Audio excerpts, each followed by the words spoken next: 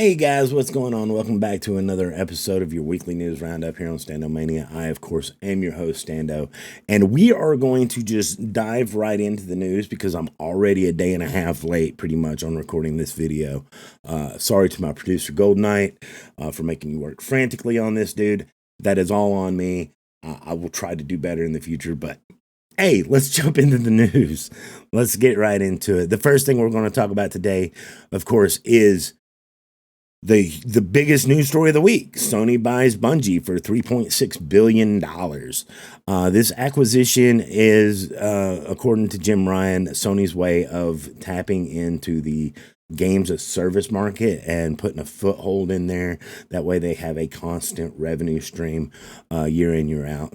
And Bungie is a good one to buy because they are the creators of Destiny and Destiny 2, of course. And they were also the original creators of the original Halo. So yeah, that's what's going on there. This means that Bungie wants to stay its own self-publishing multi-platform studio, and that's going to happen. It's going to stay on Xbox, even future IPs. We do know that there is a new IP in the works from Bungie. What that is, we don't know, but expect to see their games across PC, Xbox, PlayStation, and just rake in a ton of money in microtransactions.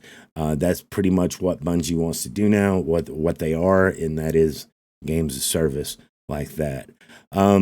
This is a big buy for Sony, and Jim Ryan has told PC Gamer that this may not be the last acquisition. Matter of fact, it's definitely not the last acquisition. There's going to be more. This is just the beginning, and we can't help but wonder what studio they're going to buy next. Of course, you look at the big three Japan giants. You got Konami, that's no longer really making games. So you've got, if Sony buys them for about $4 billion, you can tap into some of their IPs they have, which is,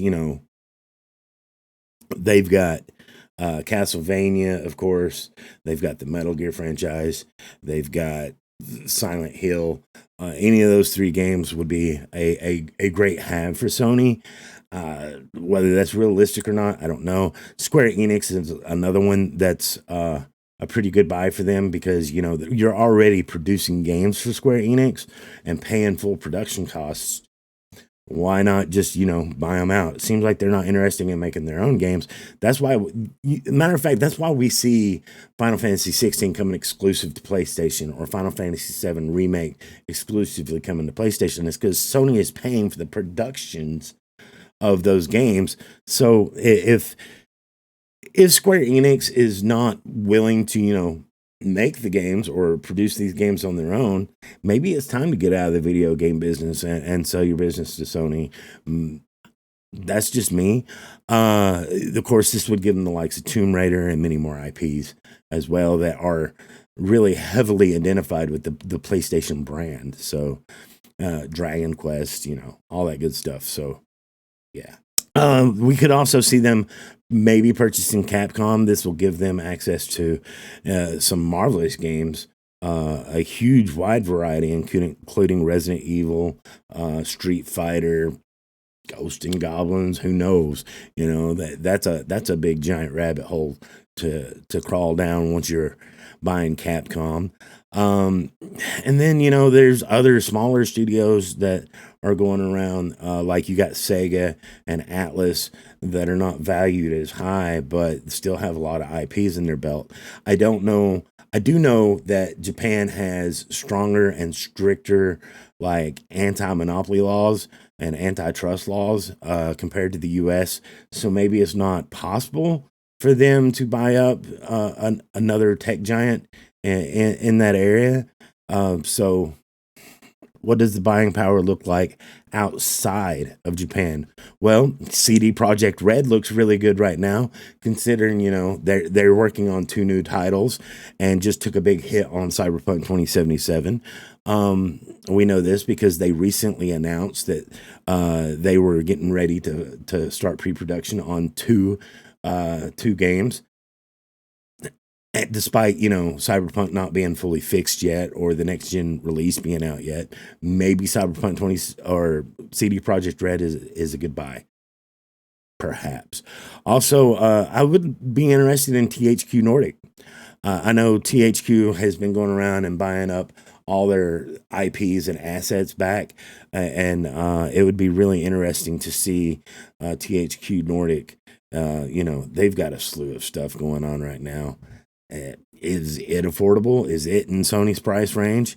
I don't see them going after Ubisoft or EA. I think Ubisoft and EA and 2K Games, while they're in Microsoft's buying range, they're not in Sony's buying range. And which I figure Sony has about 10 to 20 billion dollars worth of buying power, whereas Microsoft still has trillions of dollars worth of buying power. So we'll just have to see how that plays out. I could see Sony buying THQ Nordic or CD Projekt Red or maybe a smaller company like that. Again, I don't see them buying Ubisoft, EA, or 2K. That's not saying Microsoft won't. Just saying. Let's talk about the recent release, Dying Light 2. It came out this week. The Metacritics and reviews are kind of mixed, but still positive. It's got a 77 on Metacritic right now. This is out of 48 critical reviews, with a user score of around 5.7. I think everybody is pretty much in agreement that it's a beautiful game. It is a very fun to play game. It is, gameplay's king. It puts gameplay first. It is one of those games. But it's kind of lacking in the story department. The story's not all that interesting from what the reviewers say. That's one criticism leveled against it. Another criticism leveled against it is that the decision making that they've hyped up for this game, to where your choices really matter in shaping the world, really just boil down to what you're going to be farming from the world and have little impact over the story overall.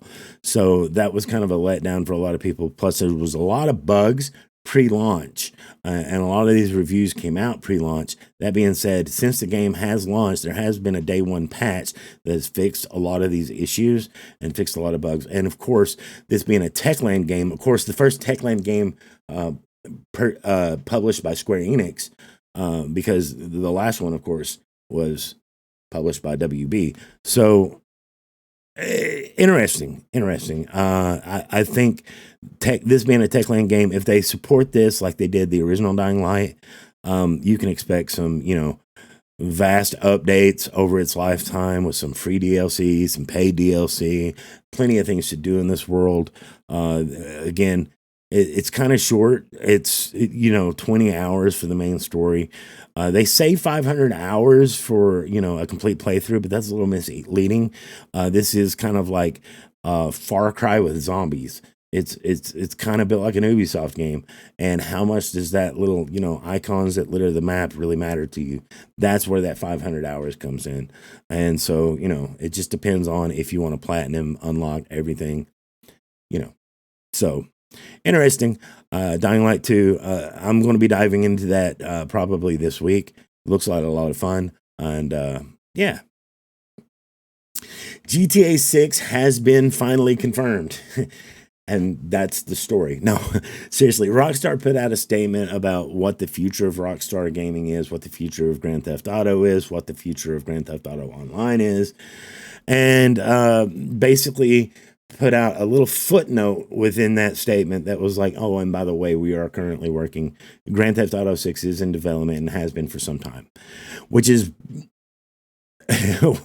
corporate speak for we're working on it. Leave us the hell alone. Quit asking us about it. Okay. And that's really what it boils down to. We know that this game's been in development for a long time. Matter of fact, we've heard rumors that it has been scrapped and rebooted several times since Dan Houser's left, which, of course, Dan Houser has left Rockstar after the release of Red Dead Redemption 2 just a few months later. So, we've heard that this game is in developmental hell. So I don't expect to see this game anytime soon. I mean, you basically got Rockstar coming out and saying, we're working on it. It's in development. That's all we could say. Usually when they announce a Grand Theft Auto game, it's like with big flourish and flair, and there's like 4 or 5 trailers. You're definitely not getting this here. So It's going to be a while before we can see Grand Theft Auto 6, guys. Elden Ring comes out at the end of this month, and it looks like it may have some security issues, some vulnerabilities. This, of course, has to do with its anti-cheat.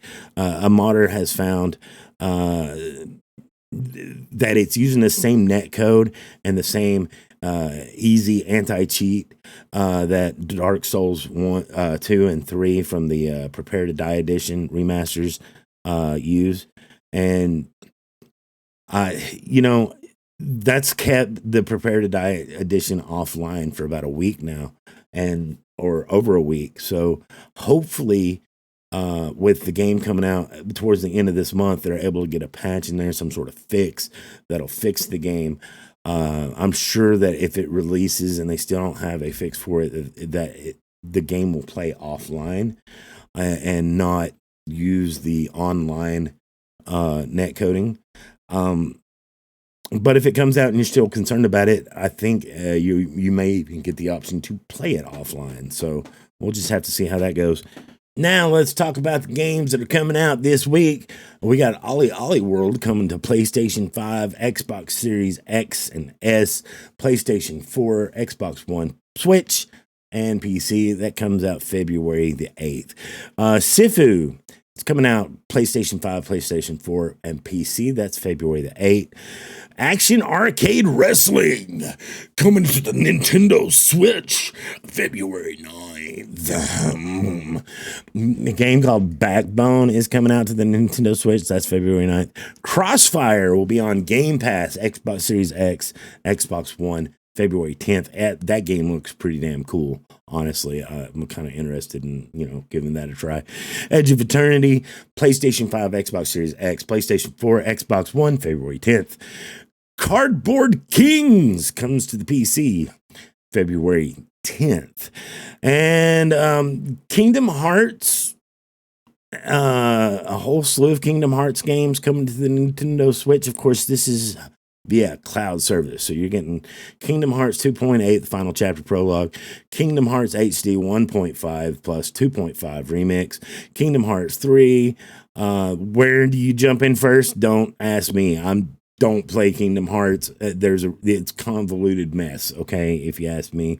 I know a lot of people love those games, but if you're a Kingdom Hearts fan and you want to play it on the go, yeah, it's coming to the Nintendo Switch. All this comes out February 10th. Again, this is not physical. This is not downloadable. This is played through their cloud service. This is cloud streaming the games. The Switch is not powerful enough to play these games. So make sure that you have top-notch internet, brother. Know by Heart comes to PC February the 10th, and then Lost Ark coming to PC February the 11th. That's all the news I got for you guys this week. Whew, I'm about out of breath. Don't forget to leave a like on the video. You can leave a comment. Interactions really help the video. Also, if you're new around here, don't forget to subscribe. Hit the bell icon so you don't miss a single stream, the next video, all that stuff. The streams have been kind of not working for me real well on YouTube.